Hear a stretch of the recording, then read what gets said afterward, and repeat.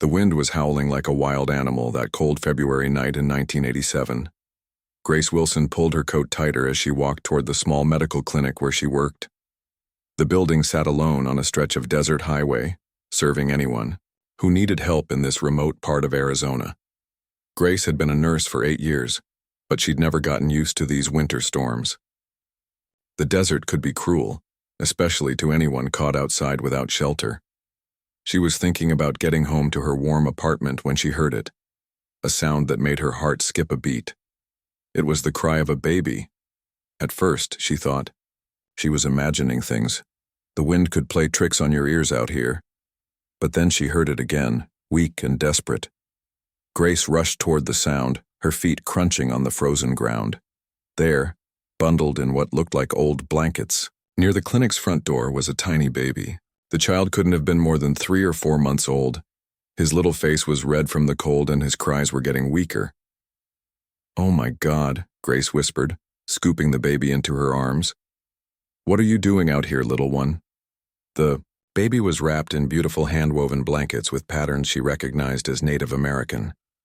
There was also a small eagle feather tucked carefully in the folds of the cloth, but there was no note, no explanation, nothing to tell her who this child was or where he came from. Grace's training kicked in immediately. She rushed inside the clinic and began checking the baby's condition. He was severely underweight and showed signs of being out in the cold for too long. His breathing was shallow and his little body felt too cold against her hands. "Don't you worry, sweetheart," she said softly as she worked to warm him up. "You're safe now." The next few hours were critical. Grace called Dr. Peterson, the clinic's only doctor, who lived 30 minutes away. While she waited for him to arrive, she did everything she could to stabilize the baby. She wrapped him in warm blankets, checked his temperature, and tried to get him to take some formula. The baby was fighting, though. Grace could see the strength in his dark eyes, even though he was so weak. There was something about this child that touched her heart immediately. Maybe it was the way he looked at her, or maybe it was just the fact that someone had left him out in the cold, trusting that he would be found and cared for. When Dr. Peterson arrived, he took one look at the baby and shook his head. "This little guy is in bad shape, Grace. We need to get him stabilized fast." They worked together through the night. The baby's condition was serious. He was dehydrated, malnourished, and suffering from exposure to the cold. But slowly, very slowly, he began to respond to their care. "He's a fighter," Dr. Peterson said as the sun began to rise. "I think he's going to make it." Grace felt a wave of relief wash over her. She had been holding her breath all night, afraid that they might lose this precious little life. "What do we do now?" she asked. "We need to find his family." Dr. Peterson nodded. "I'll call the authorities. They'll need to investigate how he ended up here. But finding the baby's family wouldn't be easy. The nearest Native American reservation was over 100 miles away. There had been no missing child reports filed with local police. The baby had no identification, and the blankets, while beautiful, didn't give them any specific clues about which tribe or family he might belong to. Sheriff Martinez arrived later that morning to take a report. He was a kind man who had worked in this area for 15 years, but even he seemed puzzled by the situation. "We'll do everything we can to find this baby's family," he promised Grace. "But I have to be honest with you, it might take some time. In the meantime, someone needs to take care of him." Grace looked down at the baby in her arms. He had finally stopped crying and was sleeping peacefully. Something about holding him felt so natural, so right. "I can take care of him," she said, without hesitation. "At least until we find his family." The sheriff nodded. "That might be best. The nearest Children's Services office is 2 hours away, and they're already overwhelmed. If you're willing to care for him temporarily, that would help everyone." And so, without really planning it, Grace became a temporary mother to a baby she didn't even know the name of. She decided to call him David, a simple, strong name that seemed to fit his determined spirit. Over the next few days, Grace learned just how much work caring for a baby could be. She had never had children of her own, and suddenly she was responsible for feeding, changing, and comforting this little one around the clock. But something amazing happened during those first few days. The baby, who had been so weak and listless when she found him, began to thrive. His color improved. He started gaining weight and he began to show more personality. David seemed to recognize Grace's voice. When she talked to him, he would turn his head toward her and sometimes even make little cooing sounds. When other people held him, he would fuss until Grace took him back. "That baby has claimed you," laughed Maria, one of the other nurses at the clinic. "Look how he watches you." It was true. David's dark eyes seemed to follow Grace wherever she went. When she left the room, he would cry until she came back. When she held him, he was content and peaceful. Grace found herself looking forward to coming to work each day just to see David. She started bringing him little toys and new clothes. She would talk to him constantly, telling him about her day, about the other patients they saw, about the weather outside. "You're getting attached to that baby," Dr. Peterson warned her one afternoon. "Remember, his family might come looking for him." Grace knew he was right, but she couldn't help the way she felt. Every day that passed without any word about David's family, she felt more like his mother. She was the one who got up with him in the middle of the night when he cried. She was the one who fed him his bottles and changed his diapers. She was the one who sang to him when he couldn't sleep. 2 weeks after finding David, Grace made a decision that would change her life forever. She went to see a lawyer about becoming his legal guardian. "If no one comes forward to claim him," she told the lawyer, "I want to make sure he has a stable home. I want to adopt him." The lawyer explained the process to her. First, she would need to become his temporary guardian, while the authorities continued to search for his biological family. If, after a certain amount of time, no family was found, she could petition to adopt him permanently. It seemed like the right thing to do. David needed a family, and Grace was already providing all the love and care a mother could give.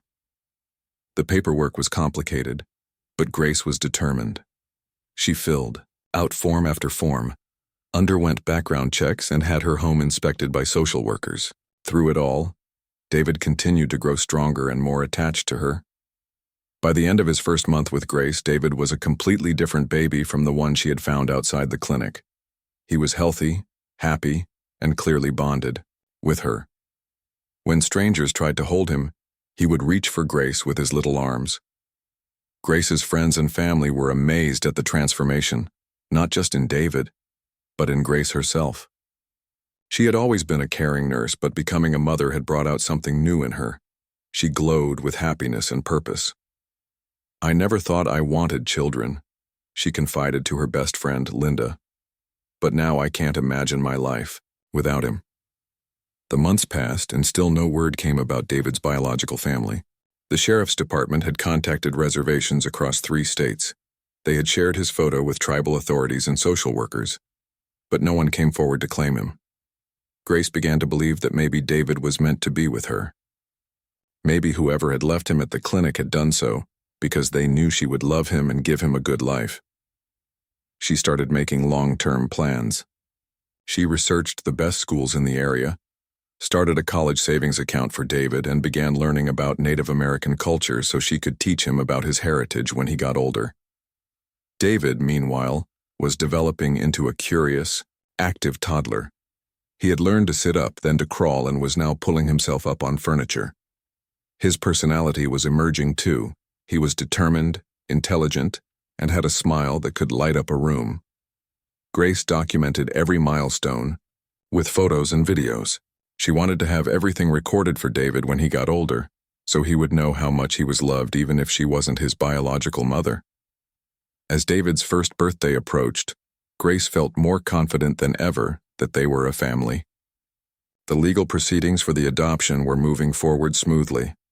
All the background checks had come back clean, and the social workers had given glowing reports about Grace's care of David. She planned a small birthday party for him, inviting her co-workers from the clinic and a few close friends. It felt like a celebration not just of David's first year of life, but of the family they had become together. But Grace had no idea that everything was about to change. Just 3 days before David's first birthday party, Sheriff Martinez called. with news that would turn her world upside down. "Grace," he said, his voice serious, "I think we may have found David's family. There's a man here who says he's been looking for his son. He has some information that makes me think he might be telling the truth." Grace's heart stopped when she heard Sheriff Martinez's words. A man claiming to be David's father? After all these months of silence, someone had finally come forward. "What kind of information does he have?" Grace asked, trying to keep her voice steady. But inside she was falling apart. "He knows about the eagle feather," the sheriff said quietly. And he described the blankets perfectly, right down to the specific patterns woven into them. "Grace, I think this might be real."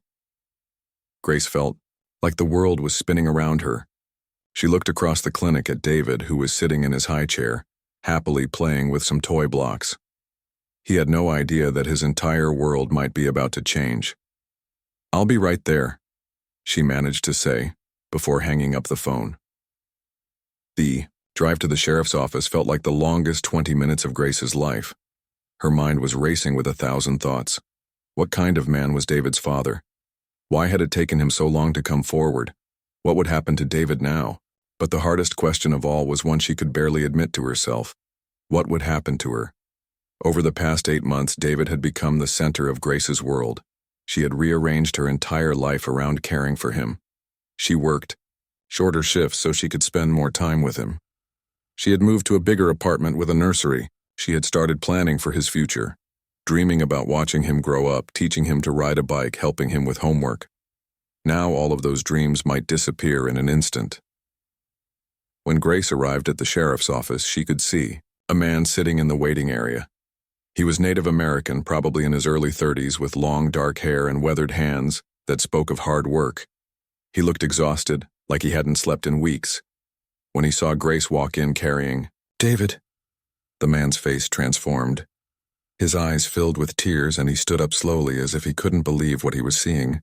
"My son," he whispered. Grace instinctively held David closer. The baby, who had been content in her arms, suddenly became fussy. He had never seen this man before, and strangers always made him nervous. Sheriff Martinez gestured for them all to come into his office. "Grace, this is Robert Crowfeather. Robert, this is Grace Wilson, the woman who's been caring for your son." Robert couldn't take his eyes off David. "He's so big," he said softly. "He's grown so much." "How do you know this is your child?" Grace asked, her protective instincts in full force. Robert reached into his pocket and pulled out a photograph. It showed a young Native American woman holding a baby. The baby in the photo was clearly David. Same dark eyes, same features, even the same little birthmark on his left shoulder that Grace had noticed during her first examination of him.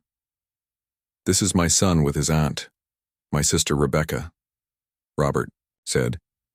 "The picture was taken 2 weeks before she died." Sheriff Martinez leaned forward. "Mr. Crowfeather, why don't you tell Grace what you told me about how your son ended up at the clinic?"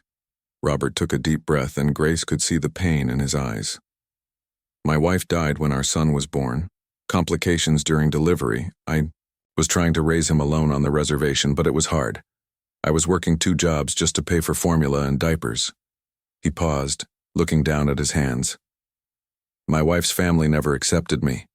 They blamed me for her death, said if she hadn't married outside the tribe, she'd still be alive. When they found out I was struggling financially, they started threatening to take the baby away from me." Grace felt a chill run down her spine. She couldn't imagine anyone trying to take David away from someone who loved him. "Things got really bad last winter," Robert continued. "My wife's brother and his friends came to my house one night. They were drunk and angry. They said they were going to take my son and give him to a family that could properly care for him. I fought them off that night, but I knew they'd be back." "So what did you do?" Sheriff Martinez asked. "I asked my sister Rebecca to take him somewhere safe, just temporarily, until I could figure out what to do. She said she knew a place, a clinic where there was a kind nurse who would take care of him until things settled down." Robert's voice broke. "But Rebecca never made it back to tell me where she'd taken him. She died in a car accident that same night during the storm." I've been searching for my son ever since. Grace felt tears welling up in her eyes. She looked down at David, who was now sleeping peacefully in her arms, completely unaware of the tragedy that had shaped his young life. "Why didn't you contact the police sooner?" she asked. Robert looked uncomfortable. "On the reservation, we don't always trust outside authorities. I was afraid that if I reported my son missing, they might not give him back to me when I found him. I was afraid they'd think I wasn't fit to be his father because I'd let him disappear in the first place." Sheriff Martinez nodded understandingly. "So you searched on your own?" "I've been to every clinic, every hospital, every social services office within 200 miles, Robert said. "I've shown his picture to hundreds of people. I never gave up hope that I'd find him." Grace looked at this man, this father who had spent 8 months searching for his child, and felt her heart breaking for him. But she also felt her heart breaking for herself and for David. "He's been happy with me," she said quietly. "He's healthy and loved." Robert nodded. "I can see that, and I'm grateful to you for taking such good care of him. But he's my son. I need him back." The words hit Grace like a physical blow. She had known this moment might come, but she hadn't been prepared for how much it would hurt. David woke up and looked around the room. When his eyes landed on Robert, he immediately reached for Grace and started to whimper. He didn't know this stranger, and he wanted the comfort of the only mother he'd ever known. "He doesn't know me," Robert said sadly. "He doesn't remember me at all." "He was very young when you last saw him," Grace said gently, despite her own pain. "But children adapt if you're patient with him." "I don't want to traumatize him," Robert said quickly. Could we maybe do this gradually? Let him get used to me before we make any big changes?" Sheriff Martinez looked relieved. "That sounds like the best approach for everyone. Grace, would you be willing to help with a transition period?" Grace wanted to say no. She wanted to grab David and run away somewhere where no one could find them. But she looked at Robert's face and saw the love there, the desperation of a father who had never stopped looking for his child. "What did you have in mind?" she asked. They worked out a plan. Robert would visit David at Grace's apartment every day for a few hours. They would gradually increase the time he spent with his son until David was comfortable being alone with his father. Only then would they make the final transition. Grace agreed to the plan, but every fiber of her being rebelled against it. This was her baby.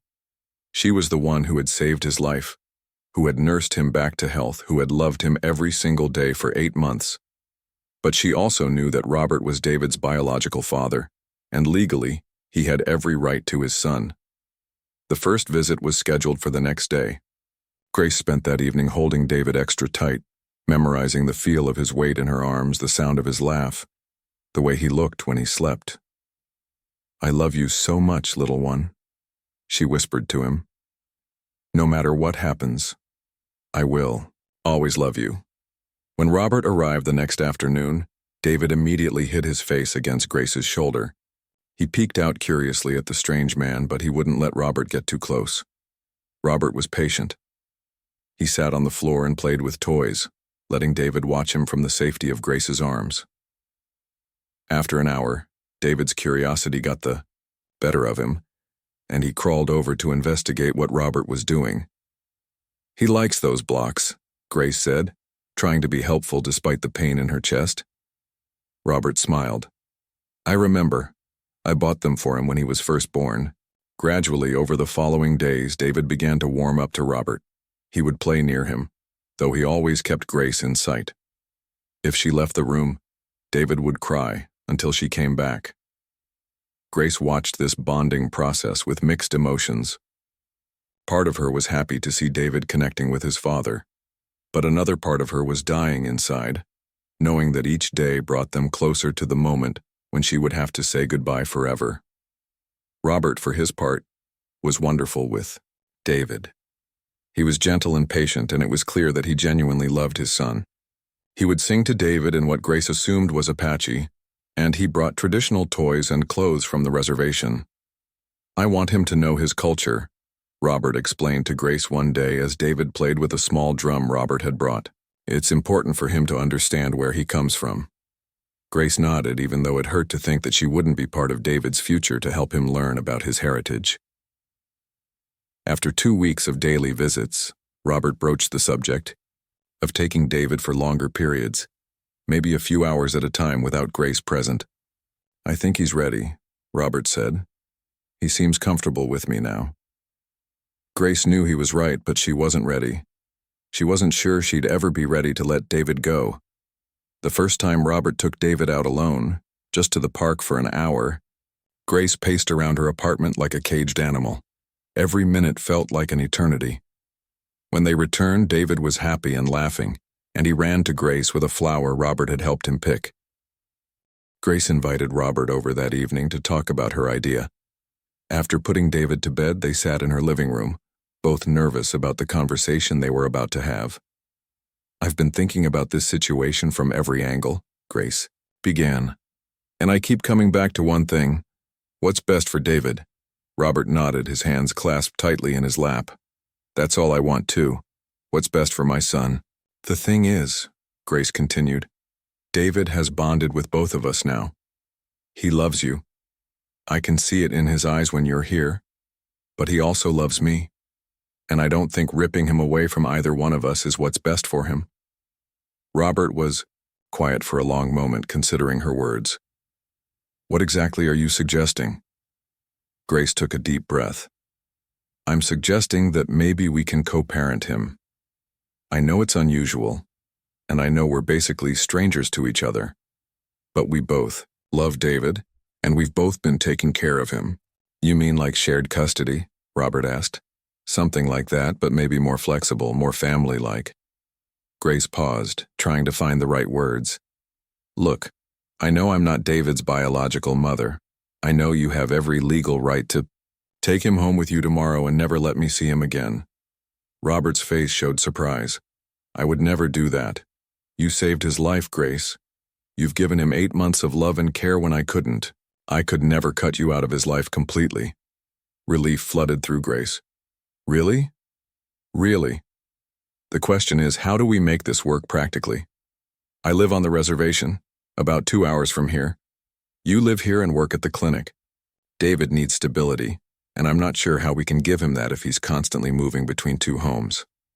It was a good point, and one Grace had been wrestling with. "What if we started slowly? What if you took him for weekends at first, and then we could gradually work up to longer periods? Maybe summers on the reservation and the school year here in town?" Robert looked intrigued. "You'd be okay with that? With him being away for whole summers?" Grace felt a pang at the thought, but she nodded. "If it means he gets to know his father and his culture, yes. I think it's important for him to have both." They talked late into the night, working out the details. It wouldn't be easy, and there would be challenges they couldn't anticipate. But both of them agreed that David's well-being was the most important thing. Over the next few weeks, they started implementing their plan. Robert began taking David for full days, then overnight visits, then long weekends. Each time, David adapted a little better to being away from Grace. Grace used this time to research Apache culture and traditions. She wanted to support David's connection to his heritage, even when he was with her. She bought books about Native American history and culture. She learned about traditional foods and tried cooking some of them for David. Robert, meanwhile, was working to create a proper home for David on the reservation. He had been living in a small bachelor apartment, but he rented a larger place with a yard where David could play. He baby-proofed everything and bought furniture suitable for a toddler. "I want him to feel at home in both places," Robert told Grace during one of their planning conversations. "I don't want him to feel like he's visiting when he's with me." Grace was impressed by how thoughtful Robert was being about everything. He could have simply demanded his son back and been done with it. Instead, he was working hard to make sure the transition was as smooth as possible for everyone.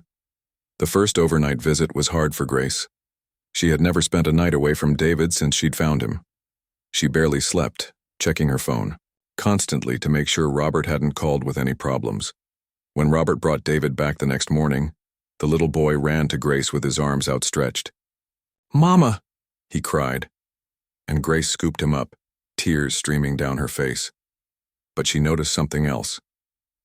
David had been happy with his father. He chattered excitedly about the horses he'd seen and the other children he'd played with. He showed Grace a small wooden toy that Robert had carved for him. "He did really well," Robert reported. "He asked for you at bedtime, but I told him you were thinking about him and he settled down." As the weeks went by, these separations became easier for everyone. David began to understand that sometimes he stayed with Grace and sometimes he stayed with Robert. But both of them loved him and both of them would always be there for him. Grace and Robert also began to develop a friendship based on their shared love for David. They would talk on the phone about his development, share funny stories about things he'd said or done, and coordinate his care. "He's starting to say more words," Grace reported during one of their calls. "Yesterday he pointed to a bird and said eagle clear as day." "That's wonderful," Robert said. "In Apache, eagle is itza. I'll start teaching him some of our words for animals." Grace loved hearing about the cultural education David was getting with Robert. The little boy came back from his visits full of new stories and experiences. He would show Grace traditional hand games Robert had taught him, or sing little songs in Apache. One day, David came back from a weekend with Robert wearing a beautiful handmade shirt with traditional beadwork. "Robert, this is gorgeous," Grace said, admiring the craftsmanship. "Did you make this?" Robert looked embarrassed. "My mother did. She wanted to make something special for her grandson." Grace felt a flutter of nervousness. "Your mother knows about me?" "I've told my family about our arrangement," Robert said carefully. "They have some concerns, but they're trying to be understanding." Grace could imagine what those concerns might be. A non-native woman raising an Apache child, even part-time, was probably not what Robert's family had envisioned. "Do they want to meet me?" Grace asked. Robert hesitated. "Maybe eventually. Right now they're just focused on getting to know David. They haven't seen him since he was tiny." Grace understood. She didn't want to push anything that might jeopardize the delicate balance they had created. As David approached his second birthday, both Grace and Robert marveled at how well their arrangement was working. David was thriving. He was bilingual, switching easily between English and the Apache words Robert taught him. He was confident and secure, knowing he had two homes and two parents who loved him. "I never thought this could work," Robert admitted to Grace one day as they watched David play in her backyard. "But he's so happy. He's getting the best of both worlds." Grace nodded.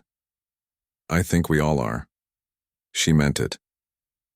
While there were still moments when she wished she could have David all to herself, she had come to genuinely appreciate Robert as both a father and a co-parent. He was kind, responsible, and completely devoted to David's well-being. The legal aspects of their arrangement were still complicated. Officially, Robert was David's legal guardian, but Grace had been granted visitation rights. It wasn't a perfect system, but it worked for them. As David's second birthday approached, they decided to have a joint celebration. Grace would host a party at her house and Robert would bring his family from the reservation. "Are you sure you're ready for that?" Robert asked. "My grandmother can be pretty intimidating." Grace laughed. "I've been taking care of her great-grandson for almost 2 years. I think I can handle meeting her." But as the party date approached, Grace found herself getting more and more nervous. What if Robert's family disapproved of her? What if they tried to convince him to end their co-parenting arrangement? The day of the party, Grace spent extra time making sure everything was perfect. She had made David's favorite foods, decorated the house with balloons, and even learned to say happy birthday in Apache. When Robert arrived with his family, Grace took a deep breath and went out to greet them. There was Robert's mother, a dignified woman in her 50s, and his grandmother, a tiny elderly woman with sharp, intelligent eyes. "Welcome to our home," Grace said, then immediately wondered if saying "our" had been appropriate. Robert's grandmother studied Grace for a long moment, then looked at David, who was clinging to Grace's leg but smiling shyly at the visitors. "You are the one who saved my great-grandson," the elderly woman said in accented English. "I just took care of him when he needed it. Grace replied. The grandmother nodded slowly. That is what mothers do. Grace felt tears spring to her eyes at the simple acceptance in the woman's words. The party was a huge success. David was showered with gifts from both sides of his extended family.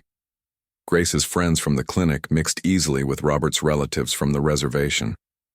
David ran back and forth between all the adults, clearly in his element as the center of attention.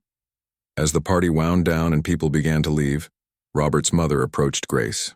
"Thank you," she said simply, "for loving our boy, for sharing him with us."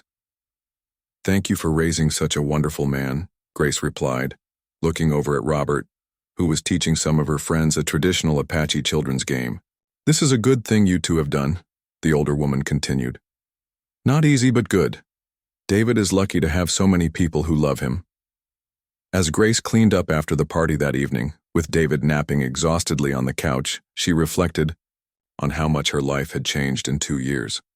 She had gone from being a single nurse with a quiet, predictable life to being part of an unusual but loving extended family.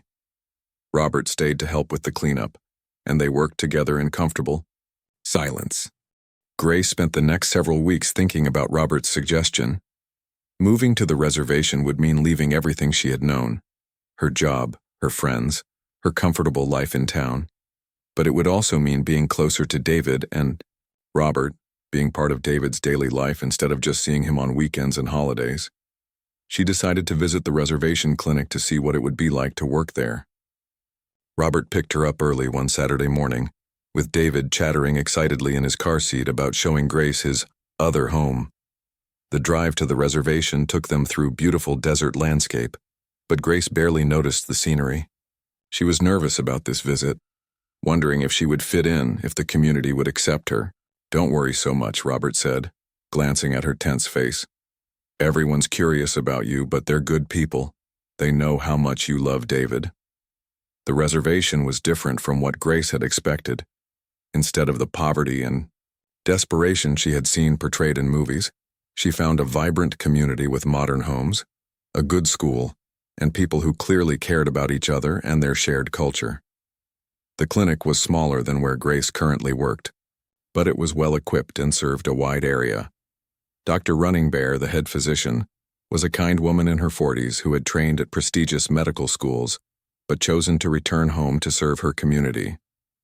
"We've heard wonderful things about you from Robert," Dr. Running Bear said as she showed Grace around the facility. "We could really use an experienced nurse like you here."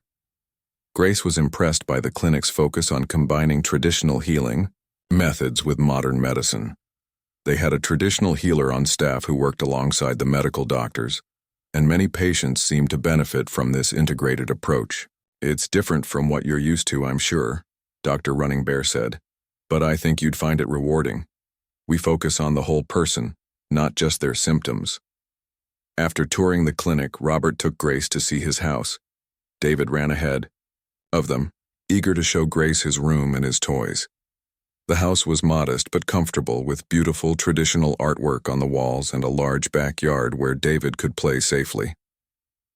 "This is where I sleep when I'm with Papa," David announced, proudly showing Grace his bedroom. The walls were decorated with traditional Apache designs, and there were shelves full of books and toys. Grace felt a pang of something she couldn't quite identify. Jealousy? Sadness? She realized that David had a whole life here that she wasn't, part of friends and experiences that she didn't share with him. But she also felt something else. Pride. Robert had created a wonderful home for David, a place where he could learn about his culture and feel secure and loved. That afternoon, Robert's extended family gathered for a barbecue. Grace met aunts and uncles, cousins, and family friends. Everyone was polite and welcoming, but she could sense some underlying tension. She was still an outsider here, a non-native woman who was raising one of their children. David, oblivious to any adult tensions, had the time of his life.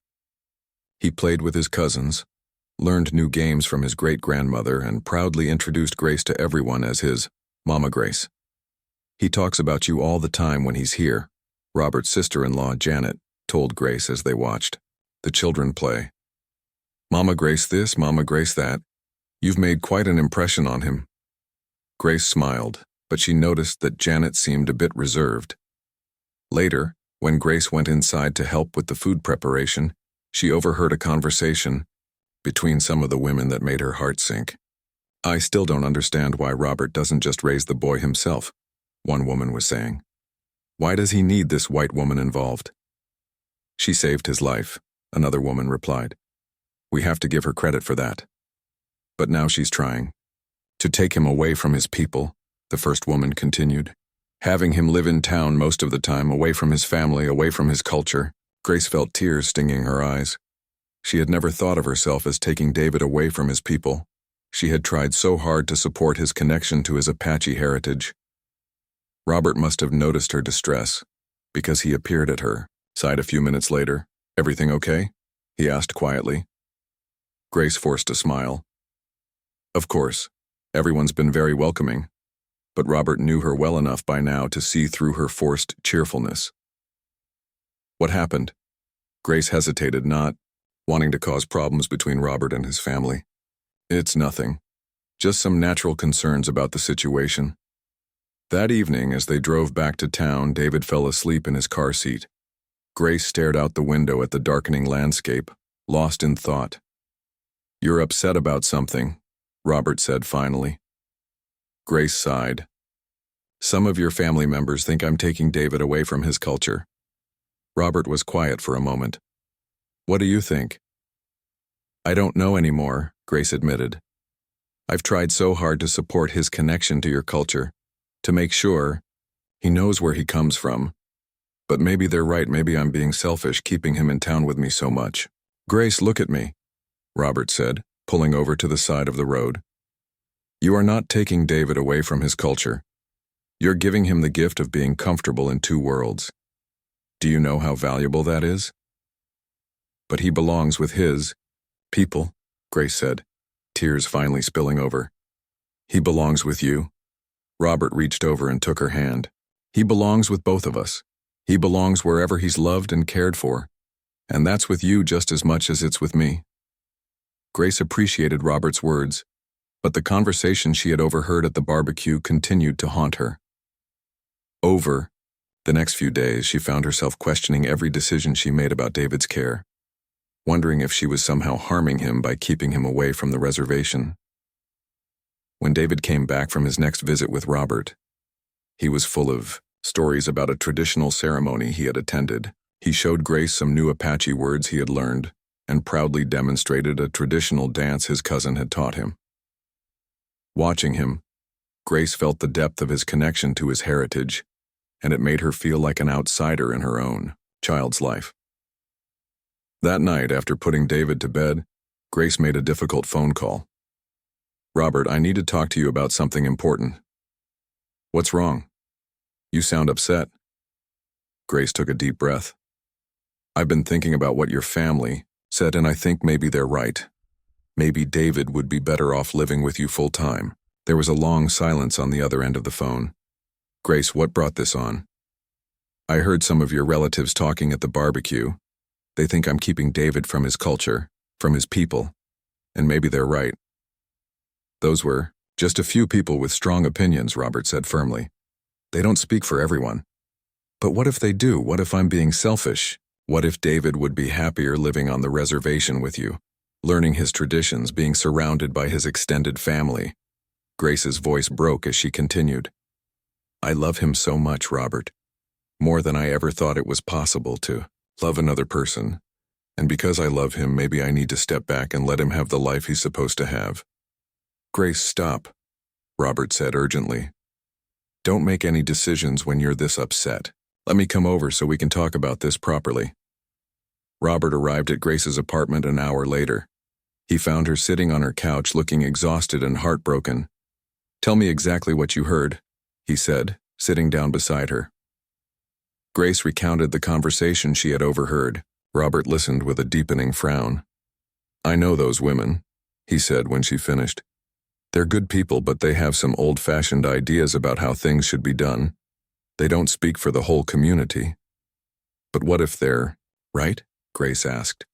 "What if I am taking David away from where he belongs?" Robert was quiet for a long moment, and Grace's heart sank. Maybe he was starting to have doubts too. "Can I tell you something?" Robert said finally. "When I first came looking for David, I was angry. I was angry at whoever had taken him, angry at the situation, angry at myself for not protecting him better." Grace nodded, remembering that first difficult meeting at the sheriff's office. "But when I saw how much you loved him, how well you had cared for him, my anger started to fade. And when I saw how happy and healthy and confident he was, I realized that maybe what had happened to him wasn't entirely a tragedy." Robert turned to face Grace fully. "Do you know what David calls you when he's with me?" Grace shook her head. "He calls you his angel mama. He says you're the angel who saved him from the cold." Tears streamed down Grace's face at his words. "He doesn't see you as someone who's taking him away from his culture," Robert continued. "He sees you as part of his family, and so do I. But your family, my family, will come around. Change is hard for everyone, especially when it challenges traditional ways of thinking. But they love David, and they can see how much you love him too. Give them time." Grace wanted to believe him, but she still had doubts. "What if we're making a mistake?" she asked. "What if this arrangement is confusing for David? What if he grows up not knowing where he truly belongs?" Robert smiled sadly. "Grace, I grew up on the reservation surrounded by my culture every day, but I still went through periods where I didn't know where I belonged. That's part of growing up, especially for Native kids in today's world." 3 months later, Robert kept his promise and moved to the house 20 minutes away from Grace's apartment. It was a modest ranch-style home with a large backyard and a covered porch where David could play even when the weather was bad. Grace helped Robert move in, and David was thrilled to have both of his parents working together to set up his new room. They painted the walls with traditional Apache colors and patterns, but also hung up artwork David had created during his time with Grace. "This is perfect," David announced, surveying his new room with satisfaction. "Now I can see both of you every day," and that's exactly what happened. Their new living arrangement allowed for much more flexibility and spontaneity. Robert would pick David up from daycare on days when Grace worked late. Grace would take him to doctor's appointments when Robert was busy with work. They began to feel less like two separate parents sharing custody and more like a real family unit. The transition wasn't without its challenges. There were still moments when Grace felt insecure about her role in David's life, especially when extended family from the reservation would visit, and she would feel like an outsider looking in. And there were times when Robert struggled with balancing his desire to preserve his son's cultural identity with the practical realities of living off the reservation. But they worked through these challenges together, always keeping David's best interest at the center of their decisions. One particularly difficult moment came when David started asking questions about his birth mother. He was now old enough to understand that most children lived with their biological parents, and he wanted to know why his situation was different. Grace and Robert sat down with him together to explain, in age-appropriate terms, what had happened to his mother and his Aunt Rebecca. "Your mama in heaven loved you very much," Grace told him, showing him the photograph Robert had shared with her. "But she got very sick when you were born, and she had to go to heaven to be with the angels." "Your Aunt Rebecca loved you too," Robert added. "She was trying to keep you safe when the big storm came. She brought you to Mama Grace because she knew Mama Grace would take good care of you until I could find you." David processed this information with the matter-of-fact acceptance that children often show in the face of complex situations. "So my heaven mama and Aunt Rebecca wanted me to have two families?" he asked. Grace and Robert exchanged glances, both amazed by their son's wisdom. "Yes," Robert said. "I think that's exactly what they wanted." As David grew older, the benefits of his unique family situation became even more apparent. He was bilingual, speaking both English and Apache fluently. He was comfortable in both urban and reservation settings. He had a strong sense of his cultural identity, but also felt at ease in the broader world. When David started kindergarten, Grace and Robert enrolled him in a school that had a strong multicultural program. His teacher was amazed by his maturity and his ability to bridge different worlds. "David is like a little ambassador. she told Grace and Robert during a parent-teacher conference. He helps other children understand different cultures, and he's so confident in who he is. The school years brought new challenges and new joys. David excelled academically, but he also showed a deep interest in traditional Apache arts and crafts. He learned to do beadwork from his great-grandmother and pottery from his aunt, but he also loved science experiments and computer games. Grace found herself learning alongside David. She attended traditional ceremonies when invited, learned to cook traditional Apache foods, and even began learning the language. Robert's family gradually warmed to her, especially as they saw how committed she was to supporting David's cultural education. "You are not Apache," Robert's grandmother told Grace one day, "but you have an Apache heart. You love our boy the way we do." It was one of the highest compliments Grace had ever received. As David entered his teenage years, the wisdom of their unconventional arrangement became even more evident. Many teenagers struggle with identity issues, but David seemed secure in knowing exactly who he was. He was proud of his Apache heritage and actively participated in cultural activities on the reservation. But he was also comfortable in mainstream society and excelled in his advanced placement classes. "I'm lucky," he told Grace one day when he was 15. "Most kids have to choose between different parts of themselves. I get to be everything I am." Grace felt tears prick her eyes at his words. This was what they had hoped for all those years ago when they made the difficult decision to share parenting responsibilities. When David turned 16, Robert and Grace threw him a joint birthday party that truly reflected the community they had built around him. Friends from school mingled with cousins from the reservation. Grace's colleagues from the clinic shared the celebration with Robert's extended family. Traditional Apache music played alongside contemporary songs that David loved. "Look what we created," Robert said to Grace as they watched David moving easily between different groups of people, equally comfortable with everyone. Grace nodded, feeling overwhelmed with pride and gratitude. "We did good, didn't we?" "We did great." As David's high school graduation approached, both Grace and Robert felt the bittersweet emotions that all parents experience when their children are about to leave home. David had been accepted to several excellent universities, and he was planning to study engineering with a focus on sustainable technology for rural communities. "I want to find ways to bring modern technology to places like the reservation without destroying traditional ways of life," he explained to them. "I want to use what I've learned from both of my worlds to help people." Grace and Robert couldn't have been prouder. The night before David left for college, the three of them sat on Robert's porch, looking up at the stars and reflecting on their journey together. "I need to tell you both something," David said. "I know our family is different from most families. I know some people have questioned whether our arrangement was good for me." Grace and Robert both tensed, wondering if David was about to express regrets about his unconventional upbringing. "But I want you to know," David continued, "that I wouldn't change anything. Having both of you as parents, learning from both of your worlds, has made me who I am. I'm stronger because I belong to two families. I'm more understanding because I've seen how people from different backgrounds can work together. I'm more confident because I've always known I was loved by so many people." Grace felt tears streaming down her face, and she could see that Robert was similarly moved. "Thank you," David said simply, "for putting aside your own fears and wishes to do what was best for me. Thank you for showing me that love is bigger than biology, that family is about choice as much as blood, and that sometimes the best solutions are the ones that seem impossible at first." As they hugged their son goodbye the next morning, Grace and Robert both knew that they had achieved something remarkable. They had taken a terrible situation, a baby abandoned in a storm, and turned it into something beautiful.